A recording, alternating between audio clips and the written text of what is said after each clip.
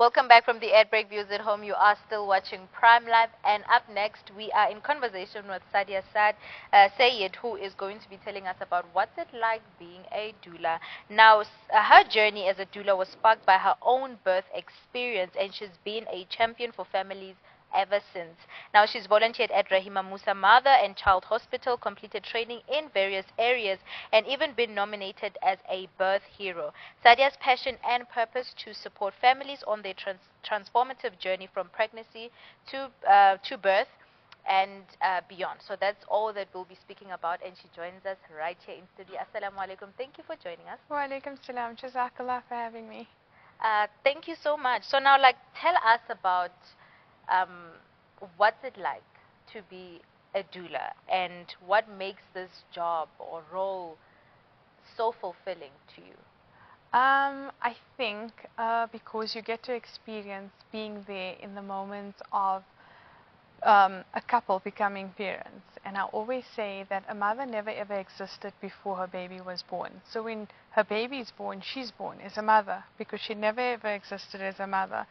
And I feel for myself, it's witnessing those moments where they get to see their baby for the first time, where they get to listen to their first cry, where they get to look at their baby, take their first breath. For me, that is always something that I go back for. Even during my postpartum journey, even when assisting parents during the postpartum journey, you know, it's something new for them. It's something completely new. It's something completely different. And being in there, navigating, helping them adjust and adapt to parenthood, to becoming parents, because it's such an important role that we play in our life. And I always say how women are made to feel during their pregnancy, during their birth, and during their postpartum period really shapes them as mothers. It really shapes them as you know, the mother that she ideally would be. So if a mom is treated well in her pregnancy, during her labor process, during her postpartum process, you find that she does so much more better.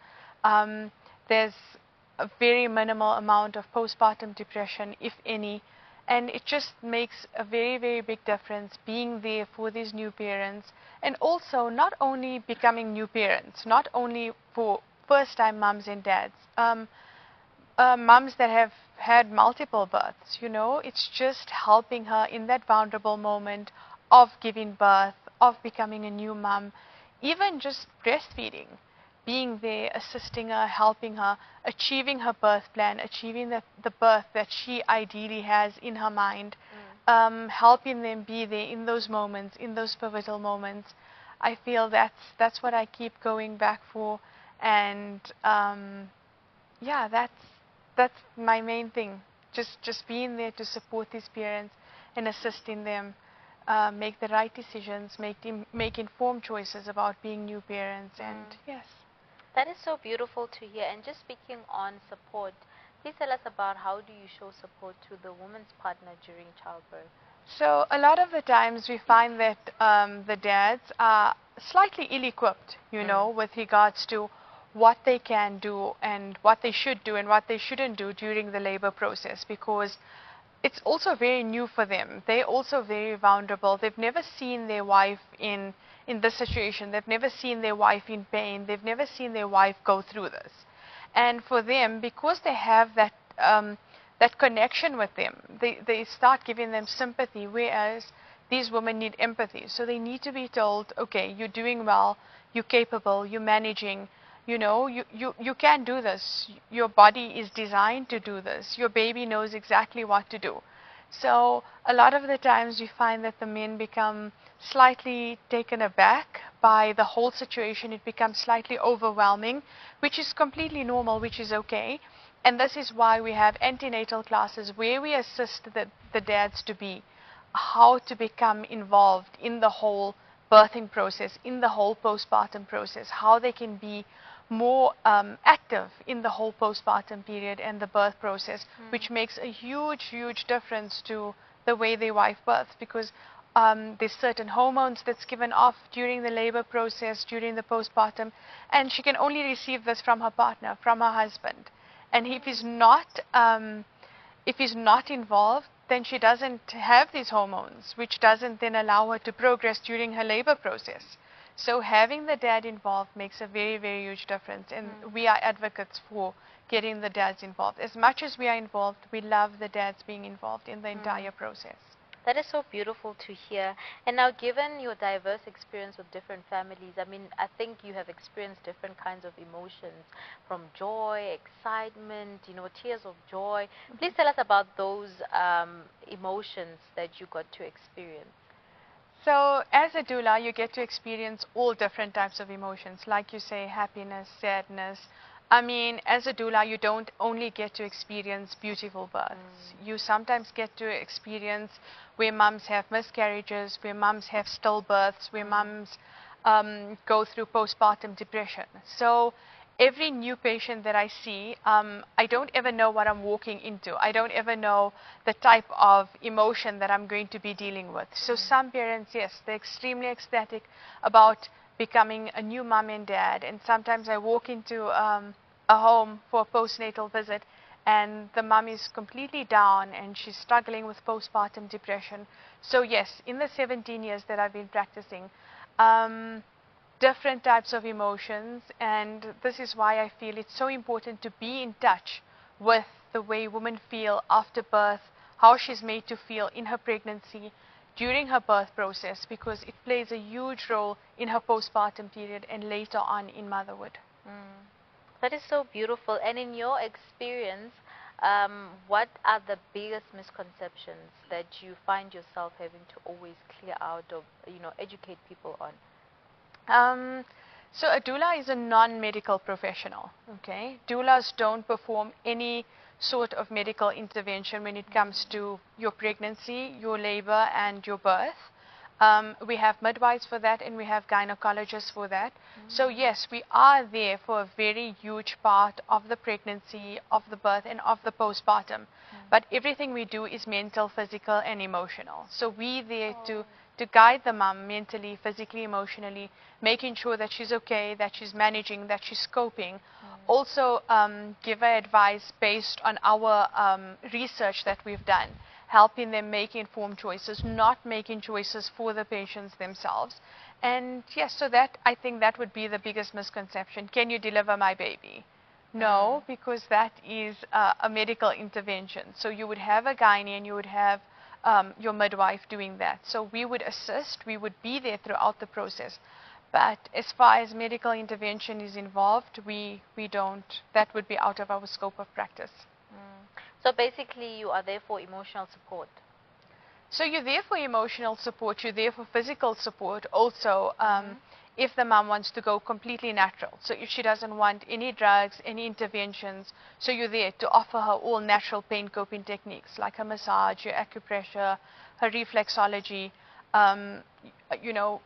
filling the bath for her, putting her in a hot shower, so making sure that she's coping but with natural pain coping.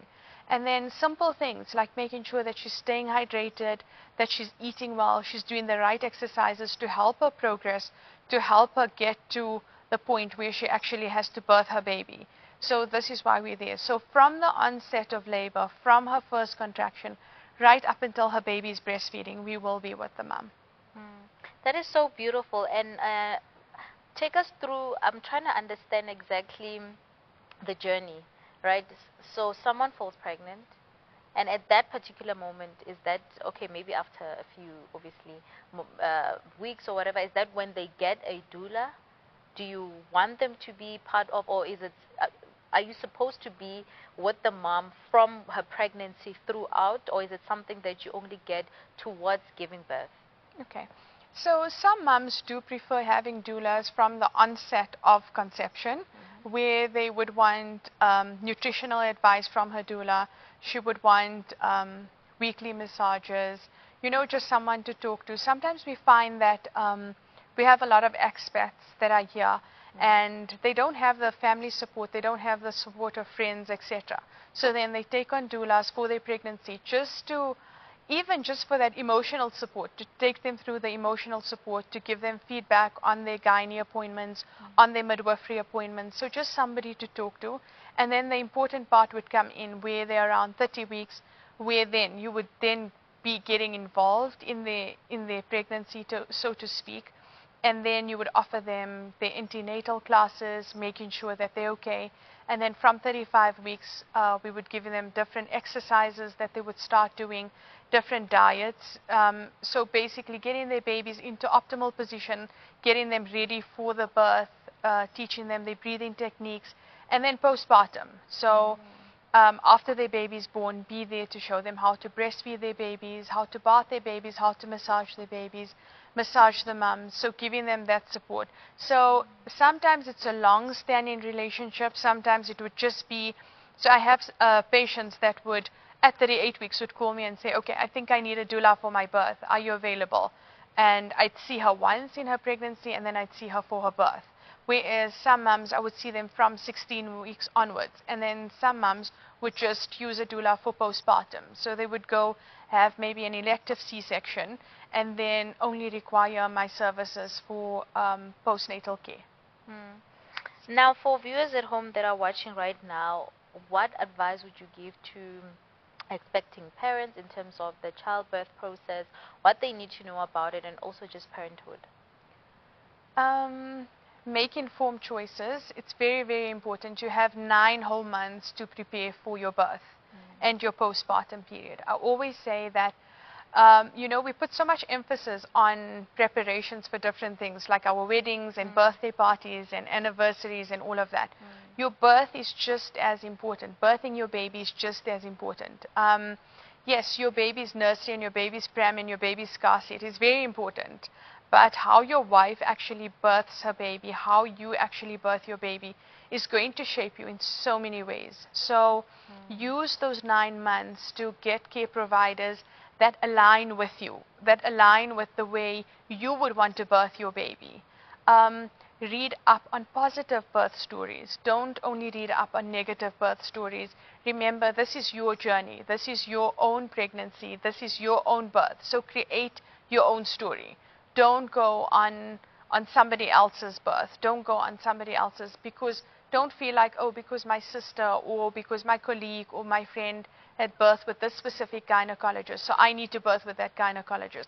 If that gynecologist doesn't align with your thinking and what you would ideally want from the birth process, change care providers. It's never too late until 30 weeks to change over. Find hospitals, find birthing centers, find birth units that suits you, that you like. So go around, have a look at these birth units, go around, have a look at midwifery units, find exactly what you like, because it makes a huge difference in how you birth your baby, even during your postpartum period. Get as much help as you possibly can. When people offer their help and offer their services, they mean well. Take the help. When they say it takes a village to raise a child, it takes a village to raise a child. Yes, so take as much help. Stay clear from social media. So social media can be a huge thing for new moms, you know. We find that new mothers, bloggers and these sort of people, they only post things that that they like to show. Okay, and that's not always what new motherhood looks like. And if we're going to get sucked into that social media circle, we then start putting pressure on ourselves about how it should look, how I should look during my postpartum period. Why don't I look like that? Why don't I feel like that? But remember, these moms are only posting what they want to post. They're not posting the reality of motherhood and becoming a new mother. So try and stay clear on those things. Take in very minimal of that. And like I said, it's your journey and make it your own. And one day at a time. Yes. That is so beautiful. I mean, I had such a beautiful conversation with you, Sadiyah. Thank you so much for, you know, educating us, shedding some light onto what you actually do and what doulas actually do, you know, for mothers and for parents that are expecting children or babies. So thank you so much for that. My pleasure. Thank you so much for having me. Jazakallah so much. Now, viewers at home, that was an amazing, amazing conversation that I had with Sadiyah Sayed, who was just telling us about what's it like to be a doula, you know, her experience, what led her to do it, and also just overall education, misconceptions that come with the role that she does. But I hope that this interview has left you very well informed, as much as it did with me. But without wasting any time, let's go to a quick ad break. We'll see you right after this.